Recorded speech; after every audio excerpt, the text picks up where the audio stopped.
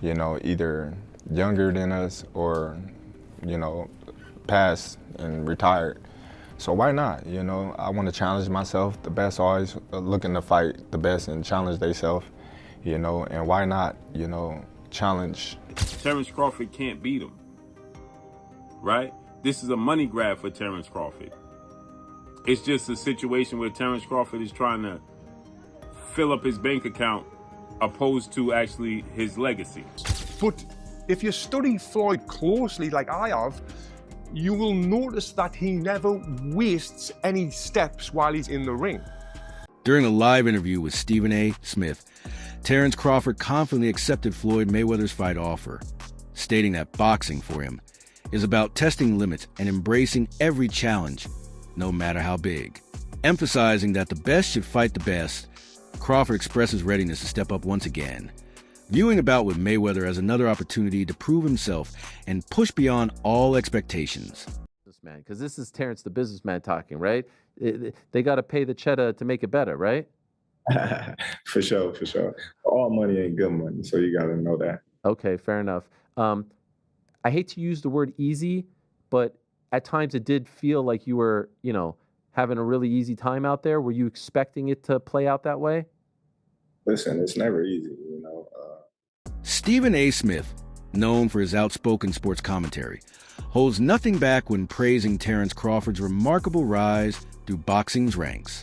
His recognition of Crawford becoming a champion in 4 different weight divisions goes beyond mere praise.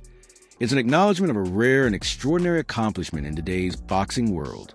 In an era where many fighters avoid moving up due to the risks, Crawford's dominance across 4 weight classes sets him apart. Stephen A. emphasizes that this kind of versatility and consistent excellence cements Crawford's status as one of the greatest pound-for-pound fighters of all time, showcasing not only his physical adaptability, but also his technical skill, mental resilience, and relentless drive to face tougher challenges. Terence Crawford is the best fighter on the planet. Pound for pound, he's that dude. In this 4-belt era, he is now the undisputed world champion 3 times over. 140 pounds, 147, now 168 pounds, claiming all the belts. You don't see people doing that very often. Going up against a guy who was perceived as being bigger and stronger, Crawford was strong. Crawford was strong enough to fend him off, strong enough to make him respect his own power. He used his jab. He used his distance. He had poise in the ring. He wasn't rattled. He backed up and moved when necessary and kept his different. He exchanged enough to gain respect when necessary. It was a brilliant, brilliant, masterful fight on Terence Crawford's part. Roy Jones Jr., a legend who understands what it takes to conquer multiple weight divisions, has praised Terence Crawford's brilliance in the ring. Reflecting on Crawford's performance against Canelo Alvarez, Jones highlighted how Crawford drew from the toolkits of Floyd Mayweather and Erislandy Lara, 2 fighters who previously gave Canelo trouble. What sets Crawford apart, according to Jones, is his ability to study opponents, absorb strategies, and seamlessly apply them with his own unique rhythm. Rather than merely imitating, Crawford adapts and elevates these techniques in real time, showcasing not just skill but a deep intellect for the sport. This kind of adaptability, Jones notes, is rare, especially among fighters who stick to one style and often falter against elite competition. As Canelo Alvarez has been a great fighter his whole career, people like Erislandy Lara gave you the blueprint on how to beat him. People like Floyd Mayweather also gave you the blueprint on how to beat him. But Bud is more fierce, more fearsome, and more angrier and more meaner than both of those guys. So you know if they showed you the blueprint, Bud gonna go out there, take that blueprint, and do even more with it, which is what Bud did. So it was never a question in my mind whether Bud really was going to outbox me, just if he could take the punch. And right away he showed, bam, he could take the punch. So I knew from that point, if he just slow him down, which he did, he'd be okay. Then late in the fight, what other people still didn't see, late in the fight, Bud started hitting Canelo's body. One of those body shots, I think about the 7th or 8th round, hurt Canelo. I was like, whoa. Bud hit him in the right spot then, and he got Canelo's respect with that too. So Bud fought a very, very awesome fight, fought a beautiful fight, very tactical. Very controlled. Yes, it was a beautiful fight for boxing. It was a beautiful fight. You know, Bud got hit with some shots. He did. He did. He got hit with some single shots going out. he's going out and Canelo, if he has you trapped in the corner or along the ropes, it's typically 1 to 2 big shots. You know that if you've watched him. Yep. So you could tell Crawford, as he was going out, he knew the one shot was coming, and several times it landed. He even got hit with a 2-piece. I don't remember what round it was, uppercut right hand that Crawford took well. So when you started seeing him absorb the shots, if you're Team Crawford, you don't want him to take that shot. But if you started seeing that, now you know that, okay. And I think that's what gave Crawford the green light to stay there a little bit longer. He smiled about it. He smiled about it. Yeah. And sometimes that smile can be a lie. And sometimes that smile can mean what I think it meant for Crawford, which is, oh, that's not as bad as I thought it was. The prospect of Terence Crawford stepping into the ring with Floyd Mayweather, even in an exhibition, has ignited strong debate.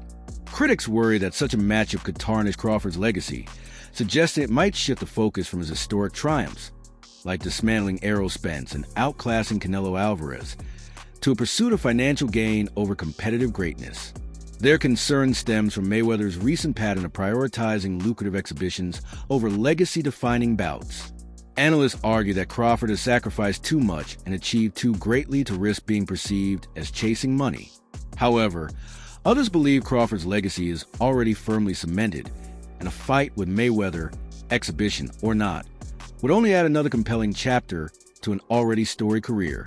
For Terence Crawford, it's just a situation where Terence Crawford is trying to fill up his bank account opposed to actually his legacy.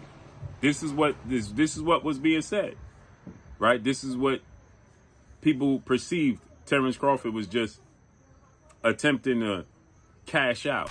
When fans compare the careers of Floyd Mayweather and Terence Crawford, the discussion quickly becomes layered and nuanced.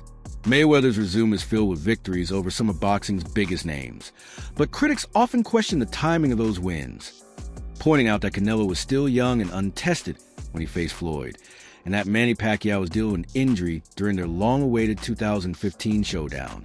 Additionally, Mayweather's reluctance to offer rematches, especially to Pacquiao, has left lingering questions for many fans. In contrast, Crawford's dominance has largely come against opponents at the peak of their powers, which has strengthened perception of his greatness.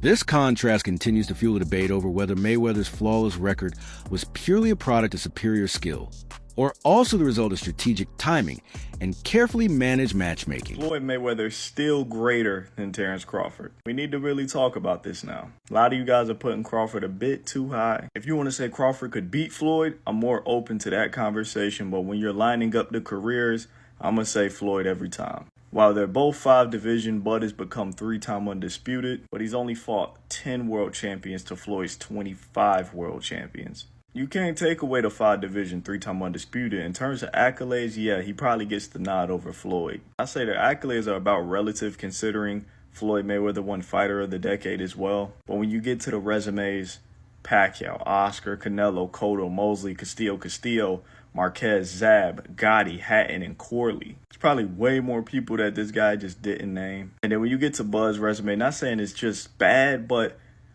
the only names that's really worth mentioning is going to be Spence and Canelo. It's not a knock on Bud. Bud was not able to make those fights early on in his career. But I got to tell you guys what it is. Bud's resume just doesn't line up with Floyd's. Take their top 20 wins. Bud don't even got 20 wins to really sit here and name. Floyd got a good 20-something plus. Bud probably got about 10 wins that we could really sit here and name. Floyd's still greater than Bud in my opinion. Tony Jeff, a respected boxing analyst, has highlighted that Floyd Mayweather's greatest weapon wasn't just his speed or defensive mastery, but his mindset.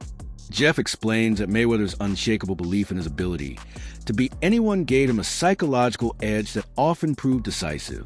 Even in tightly matched fights, Floyd's supreme boxing IQ, his ability to read opponents, adapt instantly, and remain composed under pressure consistently set him apart. While others leaned heavily on physical talent, Mayweather's mental fortitude and technical brilliance made him seem nearly untouchable. Key reasons why he retired with a perfect, undefeated record.